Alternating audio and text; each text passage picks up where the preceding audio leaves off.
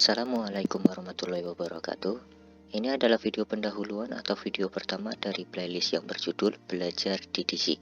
Perkenalkan, saya Jaya dari Divisi Infografika Komunitas Infinity Win Seisu. DDC atau singkatan dari Dewey Decimal Classification adalah sistem klasifikasi bahan pustaka yang mengelompokkan pengetahuan manusia ke dalam 10 kelas utama dari 000 sampai 900. Jadi, DDC itu ialah sistem klasifikasi yang digunakan untuk mengklasifikasikan sebuah bahan pustaka ke dalam 10 kelas dengan penanda sebuah angka desimal. Karakteristik DDC adalah gagasan utamanya yang mengklasifikasikan berdasarkan subjek atau topiknya. Jadi, DDC bukan mengklasifikasikan sebuah bahan pustaka berdasarkan judul atau nama pengarang, sehingga memungkinkan bahan pustaka dengan tema yang sama akan selalu berdekatan. Meski DDC menggunakan 10 kelas utama, tiap kelas utamanya nanti masih dipecah lagi jadi lebih spesifik lewat divisi dan seksi, sampai satu buku bisa punya nomor klasifikasi yang benar-benar unik untuk topiknya. Sekarang kita masuk ke sejarah singkat DDC.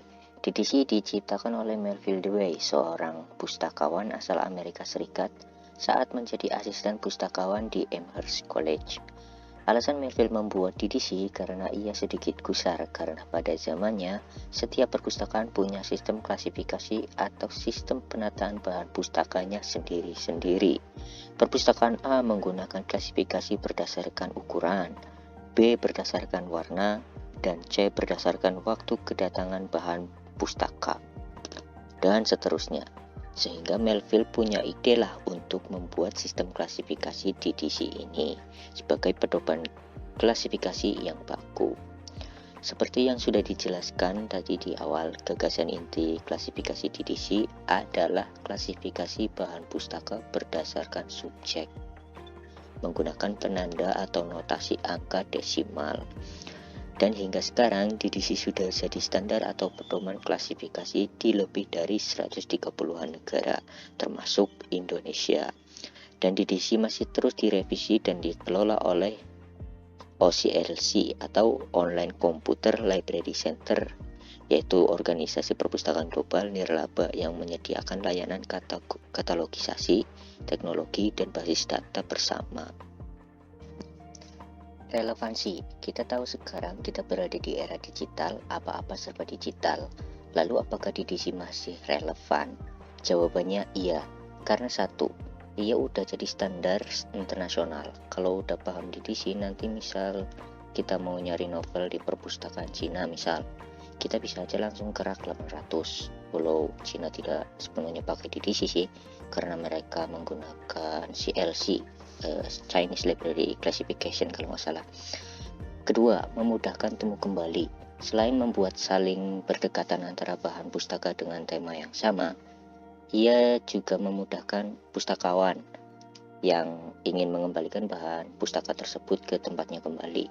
Jadi ditemukannya gampang, dikembalikannya juga gampang. Yang ketiga, meski kita berada di tengah gempuran AI ya, menguasai DDC adalah bekal yang diberikan ketika studi di prodi perpustakaan dan sains informasi.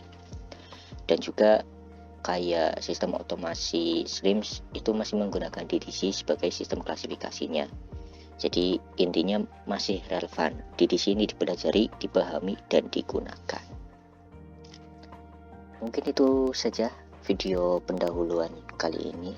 Untuk video-video selanjutnya nanti kita akan belajar struktur notasi, menentukan nomor klasifikasi, tabel-tabel membantu, sampai ke praktik dan studi kasus.